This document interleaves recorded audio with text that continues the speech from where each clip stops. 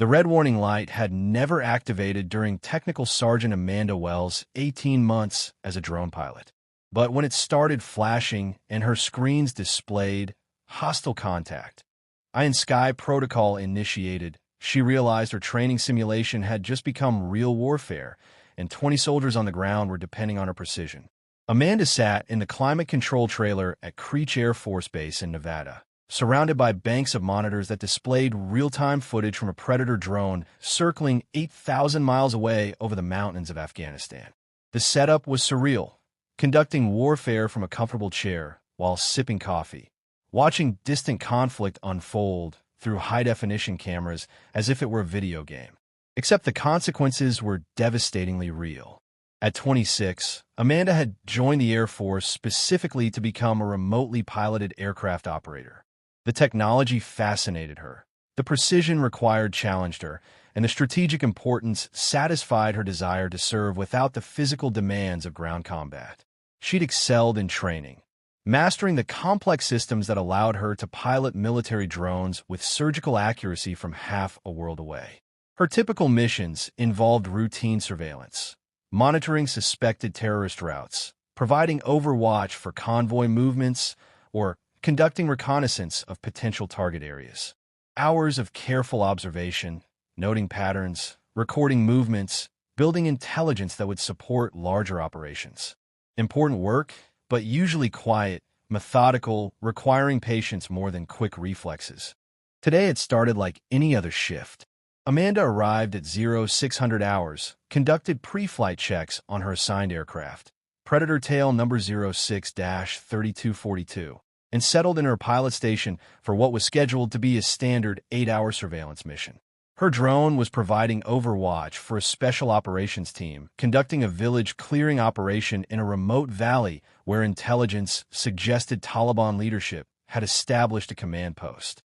The SO team consisted of 20 highly trained soldiers whose mission was to secure the village, gather intelligence, and neutralize any confirmed hostile forces.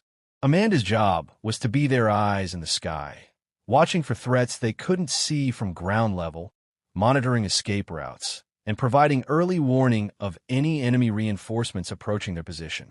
For the first 6 hours, everything proceeded according to plan.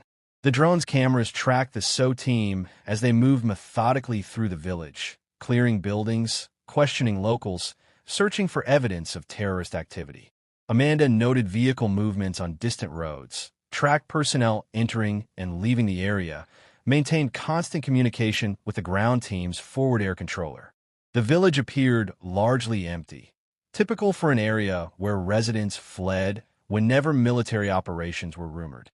A few elderly men and women remained, along with some children who watched the soldiers with wide, curious eyes. No obvious weapons, no suspicious behavior, no indication of the Taliban command post intelligence had suggested. Amanda was beginning to think this would be then at 1,347 hours. Her proximity sensors detected movement in the northern hills. Amanda's training kicked in as she adjusted her camera zoom and repositioned the drone for a better view. Through the high-definition optics, she observed approximately 15 figures moving in tactical formation through terrain that provided excellent concealment from ground-level observation. Their movement patterns were disciplined, coordinated, suggesting military training rather than civilian activity. Ground control, this is Predator 242, Amanda transmitted through her headset. I have movement bearing 347 degrees from your position, range approximately 2,000 meters. Multiple personnel, appears to be armed. The response from the Special Operations Team's forward air controller was calm and professional. Copy, Predator 242. Maintain observation. We'll adjust our position for better security. Amanda kept her cameras focused on the approaching group, noting details that would help the ground team assess the threat level. The figures carried what appeared to be AK-47 rifles and wore traditional Afghan clothing, but their movements suggested tactical knowledge uncommon among local farmers or shepherds.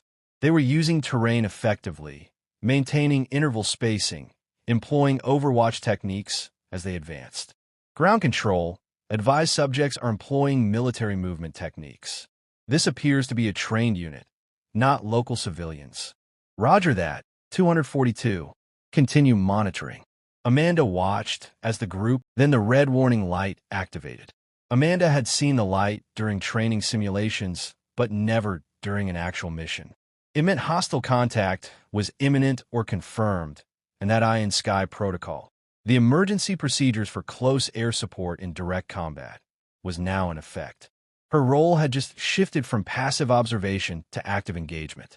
Her headset crackled with urgent communication from multiple sources. The ground team's radio traffic indicated they were taking fire from multiple directions. The approaching group had initiated an ambush, and additional hostile forces had apparently been concealed within the village itself. Predator 242, this is ground control. We are taking effective fire from multiple positions. Request immediate close air support. You're cleared hot. Cleared hot. Amanda's hands moved to the weapons control systems with practiced precision, but her heart rate spiked as the reality hit her. She was about to engage real targets in real combat to save the lives of soldiers who were fighting for their survival 8,000 miles away. Her screens displayed targeting information, infrared signatures highlighting hostile positions, ballistic calculations for precision strikes, real-time damage assessment protocols. The technology that had seemed like an elaborate video game during training now revealed itself as a sophisticated killing machine controlled by her fingertips. Ground control, confirm you are clear of target area. Preparing to engage. Affirmative 242. We are in defensive positions. Grid coordinates provide. Amanda's training took over as she designated targets and armed the Hellfire missiles mounted beneath her aircraft. Through her cameras, she could see muzzle flashes from the hostile positions and occasionally caught glimpses of the SO team members moving between cover positions as they attempted to break contact and withdraw to safer terrain. The precision required was extraordinary. She needed to neutralize the hostile forces without causing collateral damage to civilian structures or, critically, to the friendly forces operating in close proximity to the targets. Missed by 50 meters, and she could kill her own troops. Target locked, Amanda announced, her voice steady despite the adrenaline coursing through her system. Engaging primary hostile position. The missile launch was anticlimactic from her perspective, a brief flicker on her monitor as the weapon separated from the aircraft, followed by a countdown timer showing time to impact. But she knew that 15,000 feet below her camera's view, a precision-guided munition was streaking toward a position where hostile forces were attempting to kill American soldiers. The explosion, when it came, was visible through her infrared cameras as a bright flash followed by expanding heat signatures.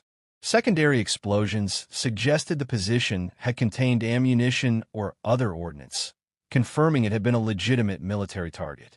Direct hit on primary target, she reported, assessing damage and scanning for additional threats. But the engagement was far from over. Her sensors detected additional movement in multiple locations. Predator 242, we need immediate support on secondary targets. Multiple positions, sending coordinates now. Amanda's screen populated with GPS coordinates for 3 additional hostile positions. Her aircraft carried 2 more Hellfire missiles, plus a 500-round magazine for its 30mm cannon. She would need to choose her engagements carefully to provide maximum support without depleting her weapons before the SO team could safely withdraw. Copy coordinates. Engaging secondary targets. For the next 20 minutes, Amanda conducted precise, close air support, using her aircraft's weapon systems to systematically neutralize hostile positions while the Special Operations Team maneuvered to safer terrain. Each engagement required split-second decisions about target priority, ammunition conservation, and risk assessment. Through her cameras, she watched the SO team members moving with professional competence under fire, using the suppression she provided to bound between cover positions and gradually withdraw from the ambush zone. She could see the discipline in their movements, the trust they placed in her precision, the coordination between air and ground forces that made such operations possible. When the final hostile position was neutralized and the SO team reported they were clear of immediate danger, Amanda felt a mixture of relief and professional satisfaction that surprised her. She had successfully conducted her first real combat mission, used lethal force to protect American soldiers, and helped ensure that 20 warriors would return home to their families.